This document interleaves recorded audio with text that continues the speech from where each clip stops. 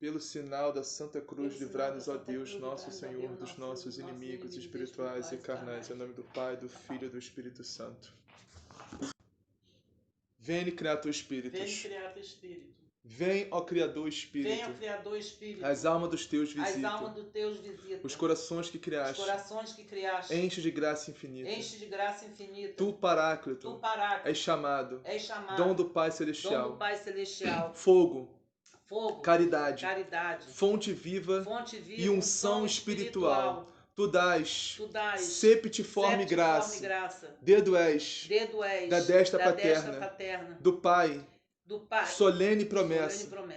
Das força. Da voz superna. Nossa razão esclarece. Teu amor no peito acende. Nosso corpo a fraqueza. Com tua força defende. De nós afasta o inimigo. Dá-nos a paz sem demora. Guia-nos evitaremos. Tudo quanto se deplora. Dá que Deus Pai, seu Filho, por ti nós bem conheçamos. E em ti, Espírito de ambos, em todo tempo creiamos. A Deus Pai se dê a glória. A Deus Pai se dê a glória. E ao Filho ressuscitado. Paráclito. E a ti também. Com louvor perpetuado. Amém. Enviai o vosso Espírito. E tudo será criado. E renovareis a face da terra. Oremos. Ó Deus, que instruíste os corações dos vossos fiéis com a luz do Espírito Santo, fazei que apreciemos retamente todas as coisas, segundo o mesmo Espírito, e gozemos sempre de suas divinas consolações. Por Cristo nosso Senhor. Amém. Ave Maria Estela.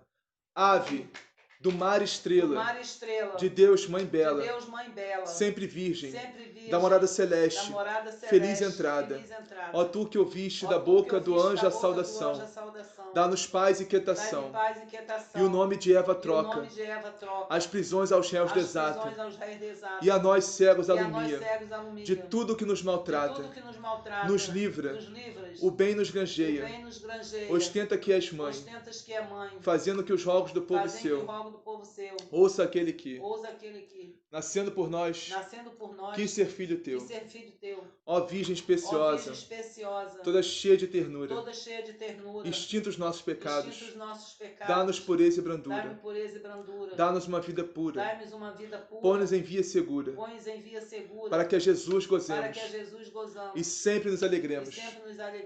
A Deus Pai adoremos, a Jesus Cristo também, e ao Espírito Santo demos. Aos três um louvor, amém. Em nome do Pai, do Filho e do Espírito Santo, amém. 3 de junho de 2020. Liturgia da Palavra. 9ª semana do Tempo Comum. Quarta-feira. Primeira leitura. Início da segunda carta de São Paulo a Timóteo. Paulo, apóstolo de Jesus Cristo, pelo desígnio de Deus, referente à promessa de vida que temos em Cristo Jesus. A Timóteo, meu querido filho, graça, misericórdia e paz da parte de Deus Pai e Cristo Jesus, nosso Senhor. Dou graças a Deus, a quem sirvo com a consciência pura, como aprendi dos meus antepassados, quando me lembro de ti, dia e noite, nas minhas orações. Por este motivo, exorto-te a reavivar a chama do dom de Deus, que recebestes pela imposição das minhas mãos, pois Deus não nos deu um espírito de timidez, mas de fortaleza, de amor e sobriedade. Não te envergonhes do testemunho de nosso Senhor, nem de mim, seu prisioneiro, mas sofre comigo pelo Evangelho, fortificado pelo poder de Deus. Deus nos salvou e nos chamou com uma vocação santa, não devido às nossas obras, mas em virtude do seu desígnio e de sua graça, que nos foi dada em Cristo Jesus, desde toda a eternidade. Esta graça foi revelada agora pela manifestação de nosso Salvador, Jesus Cristo. Ele não só destruiu a morte, como também fez brilhar a vida e a imortalidade por meio do Evangelho, do qual fui constituído anunciador, apóstolo e mestre. Esta é a causa pela qual estou sofrendo, mas não me envergonho, porque sei em quem pus a minha fé e tenho a certeza de que Ele é capaz de guardar aquilo que me foi confiado até o grande dia. Palavra do Senhor. Graças a Deus. Salmo responsorial. Ó Senhor, para vós eu levanto os meus olhos. Ó Senhor, para vós eu levanto meus olhos. Eu levanto meus olhos para vós, que habitais nos altos céus, como os olhos dos escravos estão fitos nas mãos do seu Senhor. Ó Senhor, para vós eu levanto meus olhos. Ó Senhor, para vós eu levanto meus olhos. Como os olhos das escravas estão fitos nas mãos de sua senhora, assim os nossos olhos no Senhor, até de nós ter piedade. Ó Senhor, para vós eu levanto meus olhos. Ó Senhor, para vós eu levanto meus olhos. Evangelho. O Senhor esteja convosco. Ele está no meio de nós. Proclamação do Evangelho de Jesus Cristo segundo Marcos. Glória a vós, Senhor. Amém, Senhor. Naquele tempo, aproximaram-se de Jesus alguns saduceus, os quais afirmam que não há ressurreição. Perguntaram-lhe: Mestre, Moisés deixou-nos escrito: se alguém morrer, deixando a mulher, mas não tendo filhos, o irmão dele se case com a mulher, a fim de suscitar descendência para seu irmão. Ora, havia 7 irmãos. O primeiro casou-se e morreu, sem deixar descendência. O segundo casou-se com ela e igualmente morreu, sem deixar descendência. E do mesmo modo o terceiro. E nenhum dos 7 irmãos deixou descendência. Depois de todos, morreu também a mulher. Na ressurreição, quando ressuscitarem, ela será a mulher de qual deles? Pois os 7 a tiveram por mulher. Jesus lhes respondeu: acaso não estáis errados por não compreenderdes as Escrituras, nem o poder de Deus? Com efeito, ao ressuscitarem dentre os mortos, homens e mulheres não se casam, nem se dão em casamento, mas são como os anjos no céu.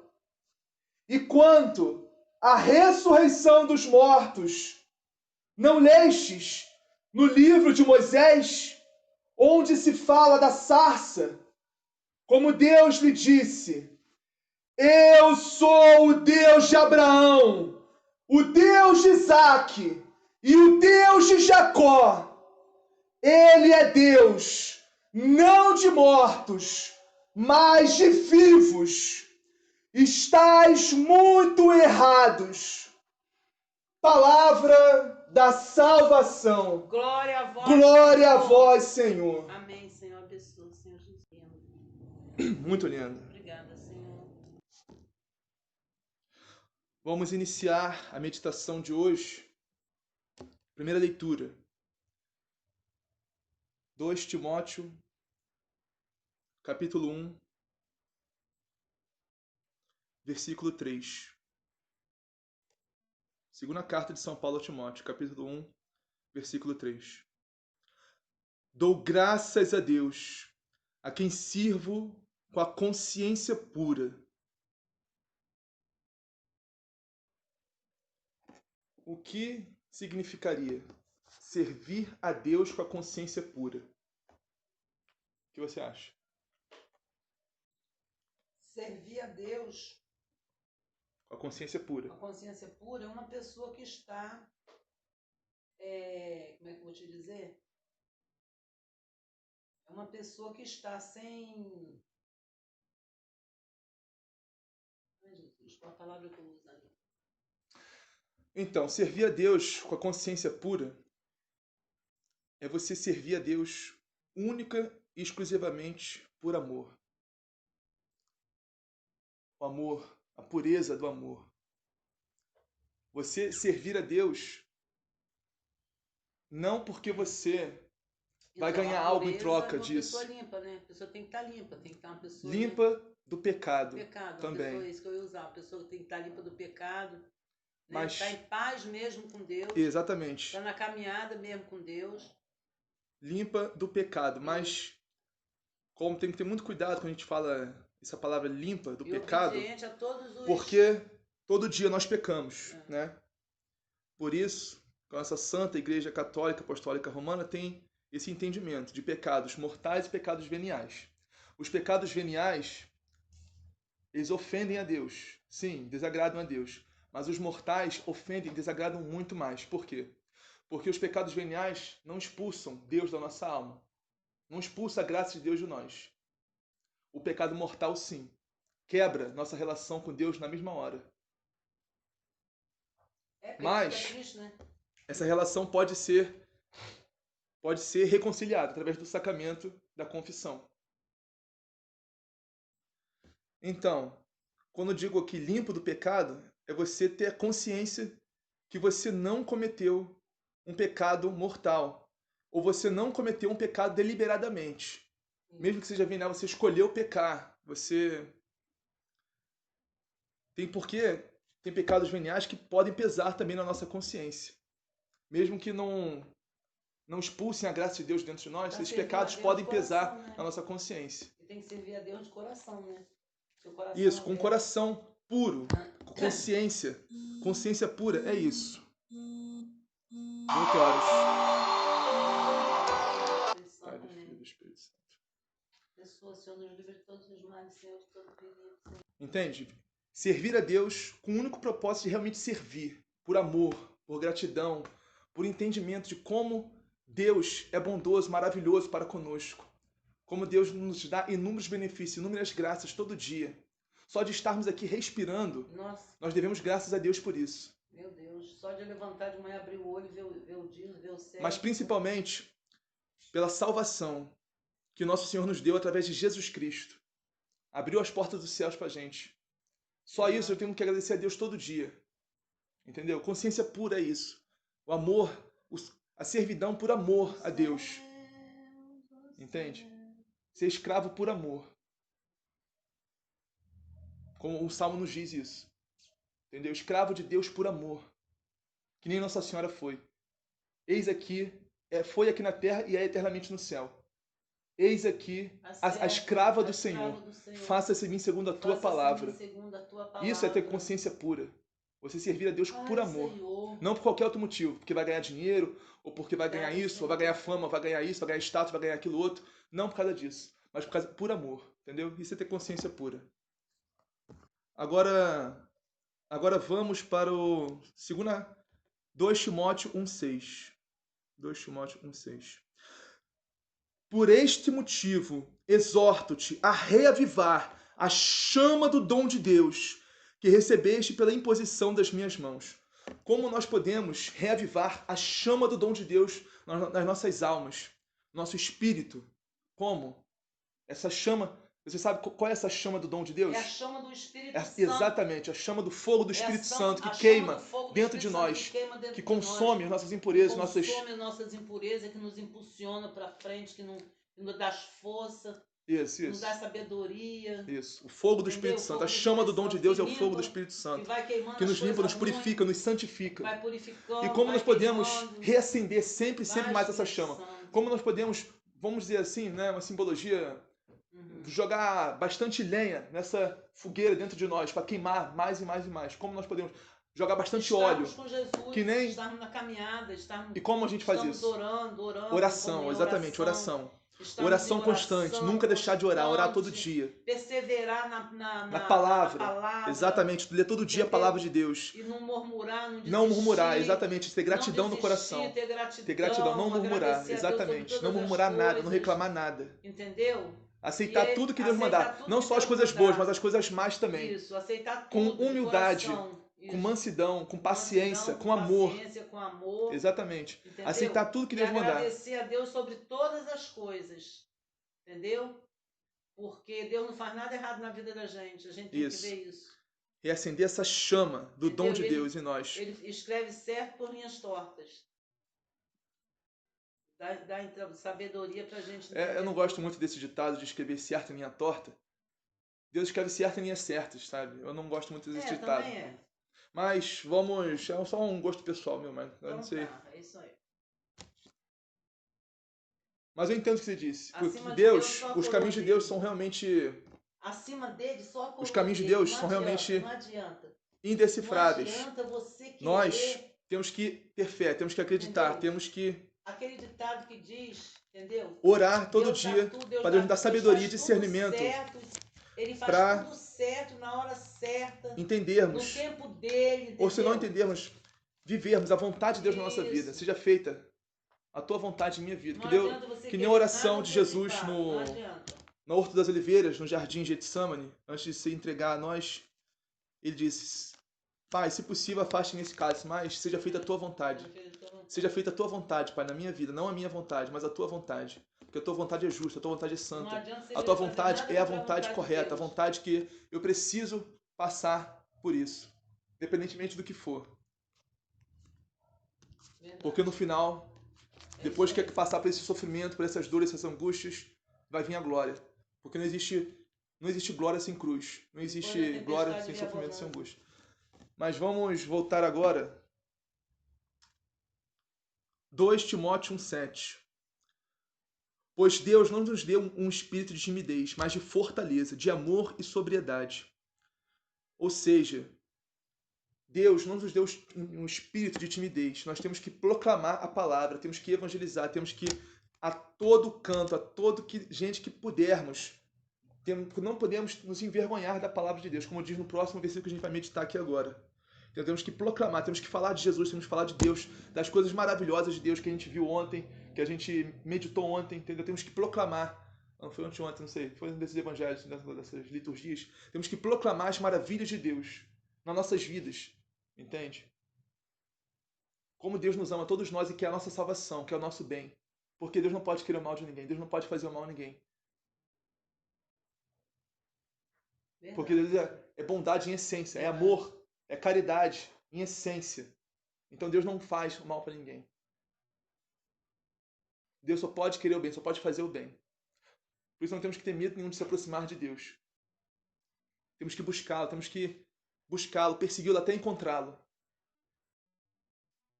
Temos que perseverar. Só quem está com Deus tem medo, né? Temos que perseverar. Só as pessoas que não estão com Deus têm medo, né, da verdade, né? O medo, como a gente meditou num desses evangelhos, das liturgias, acho que foi da festa de Nossa Senhora, da Mãe da Igreja, o medo é uma consequência do pecado. Então. Entendeu? O medo é uma consequência do pecado. Que nem Adão e Eva ficaram com medo quando pecaram. Mas Deus não faz mal a ninguém. Deus só faz o bem. Deus só quer a nossa conversão. Deus só quer o nosso bem. Só quer a nossa salvação. Exatamente. Então vamos voltar. 2 Timóteo 1,8 agora. 2 Timóteo 1,8. Cadê? Aqui. Achei. Não te envergonhes do testemunho de nosso Senhor Jesus Cristo, nem de mim, seu prisioneiro. Paulo estava preso, né? Ele mandou essa carta da prisão. Essa carta aqui. Mas sofre comigo pelo Evangelho, fortificado pelo poder de Deus. Ou seja, Paulo estava querendo reavivar a chama do Espírito Santo, a chama do dom de Deus em Timóteo. E falando, vem irmão, vem sofrer comigo pelo Evangelho. Não te envergonhe do Evangelho, vem ser preso comigo, vem sofrer martírio comigo. Entendeu? Paulo estava chamando o jovem Timóteo a sofrer com ele pelo Evangelho. Mas sofrer por quê? Porque Paulo estava exortando o jovem Timóteo a sofrer com ele. Porque eu acho que ele estava perdendo a fé, né? Porque Paulo entendia, e Timóteo também entendeu, que essa vida aqui é passageira. Isso aqui é tudo muito rápido. Passa tudo. Quando a gente viu no Salmo de ontem, as pessoas chegam no máximo a 70, os mais fortes chegam a 80. Entendeu? A nossa vida verdadeira não está aqui nesta terra, não está nesse mundo. Nossa vida verdadeira está no céu, está junto de Deus. Está na glória eterna, junto de Deus. Nossa vida aqui é passageira, entendeu? Por isso a gente não tem que ter medo de proclamar a palavra de Deus, proclamar o Evangelho de Deus, falar de Deus, falar de Jesus. De falar do amor de Deus por nós. Como Deus nos ama e quer o nosso bem, quer a nossa salvação eterna. Quer que nos afastemos de todo pecado, de todo mal, de todo vício, de tudo que nos afasta de Deus. E nos santifiquemos pelo poder do Espírito Santo. Bom, né? Que Deus quer da gente é isso, um bom coração. Olha, eu não quero te enganar, não. Não quero te enganar, não. Eu também... Isso tá vindo aqui agora, mas... De bom coração o inferno tá cheio, infelizmente. Não, é verdade. Essa é a verdade. Essa é a verdade. Essa é a verdade. De bom coração, o inferno está cheio. Escuta o que eu estou falando. Escuta o que eu estou falando. Boa intenção e bom coração não salva ninguém. Boa intenção e bom coração não salva ninguém. Eu sei que essa desculpa de, infelizmente, muita gente que está longe de Deus, está afastado de Deus. Ah, Deus sabe meu coração. Eu não vou na missa, eu não comungo, eu não quero saber de Deus, eu não leio a Bíblia, eu não oro, mas Deus sabe meu coração. Entende?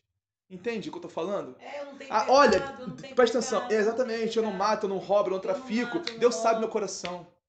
Você entende, cara? Como é necessário proclamar a palavra, proclamar a doutrina da nossa igreja, proclamar que Deus quer a nossa salvação, Deus quer que todos cheguemos ao conhecimento de Deus. Deus quer que todos tenhamos uma experiência profunda com o seu misericordiosíssimo e infinito amor, Jesus Cristo. E que sejamos batizados todos no Espírito Santo. Entende? Deus quer que todos cheguemos ao conhecimento de Deus. É o que eu te falei. Infelizmente, Nossa Senhora de Fátima falou isso na aparição dela aos 3 pastorinhos. Olha, o inferno me mostrou para 3 crianças o inferno. Entende? E dizer que está cheio de gente. Muita gente vai para lá todo dia. Muita gente. Jesus mesmo já nos disse no Evangelho, quando aquele discípulo perguntou, Senhor, é verdade que poucos que se salvam? Jesus disse, não disse que são muitos ou são poucos, mas ele disse, em verdade eu te digo, esforçai-vos, mas esforçai-vos muito para entrar pela porta estreita, porque larga é a porta da perdição. Esforçai-vos muito, porque muitos tentarão entrar por ela e não conseguirão. Ou seja, até aqueles que estão tentando viver uma vida correta em Deus, na santidade, na justiça de Deus, até os bons é difícil ser salvos. Até os bons é difícil ser salvos. Imagina os que não querem saber de Deus. Entende?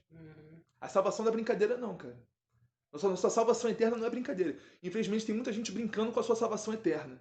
Infelizmente. A pessoa tem que ter conhecimento disso. É o que eu disse pra você. De bom coração o inferno está cheio. Então, o versículo 8 diz assim, de segunda carta de Timóteo, segunda carta de São Paulo a Timóteo, capítulo 1, versículo 8. Não te envergonhes do testemunho de Jesus Cristo. Não te envergonhes do testemunho de Jesus Cristo. Isso me leva diretamente a Mateus, capítulo 10, versículo 32. Jesus nos disse, todo aquele, pois, que se declarar por mim diante dos homens, também eu me declararei por ele diante do meu Pai, que está nos céus. Quem, porém, me renegar diante dos homens, também eu o renegarei diante de meu Pai que está nos céus. Palavra da salvação, porque é Mateus, Evangelho. Glória a vós, Senhor. Vamos meditar o Evangelho agora. Evangelho de São Marcos, capítulo 12, versículos 24 ao 27. Antes, vamos contextualizar o que estava acontecendo nesse Evangelho. Vamos contextualizar, contemporizar. Jesus estava novamente sendo tentado, sendo posto à prova. Ontem nós vimos os fariseus cobrando Jesus um posicionamento a respeito dos impostos. Isso, né? Exatamente. E hoje nós vemos um outro grupo de judaicos, que são chamados de saduceus, que são diferentes dos fariseus. Porque os fariseus acreditavam na ressurreição dos mortos. Os saduceus não. Os saduceus não acreditavam na ressurreição dos mortos, não acreditavam na ressurreição final, não acreditavam no céu, na vida eterna, em anjos, nem nada disso. Eles achavam que só aqui na terra que existia e passou aqui não passava do caixão. Certo. Os saduceus acreditavam nisso. Que era conveniente para eles acreditarem nisso, né? Porque eles eram um povo pequeno, embora pequeno, tinha muita autoridade, muito poder naquela época, e tinha muitas posses, né? Era um grupo muito rico, né? Tinha muito dinheiro. Né? E não gostava muito de compartilhar com os pobres. Então era conveniente para eles acreditar que só existia aqui, né? É muito conveniente para eles acreditar nisso. Então eles foram lá tentar Jesus, né? Tentar colocar Jesus à prova, tentar pegar Jesus no pulo, né? Que nem os fariseus tentaram. Isso. E novamente deu muito errado, né? Porque Jesus, como já dissemos, não é um homem sábio, não foi um homem sábio, nem é um homem sábio. Ele é a sabedoria encarnada. Ele foi a sabedoria encarnada aqui na terra e é a sabedoria encarnada no céu. Verdade. Jesus não é um homem sábio. Ele é a própria sabedoria. Então, os homens estavam tentando enganar a própria sabedoria, né? Óbvio que isso não ia dar certo. Então, para colocar Jesus à prova, inventaram lá uma historinha de uma mulher que foi casada 7 vezes.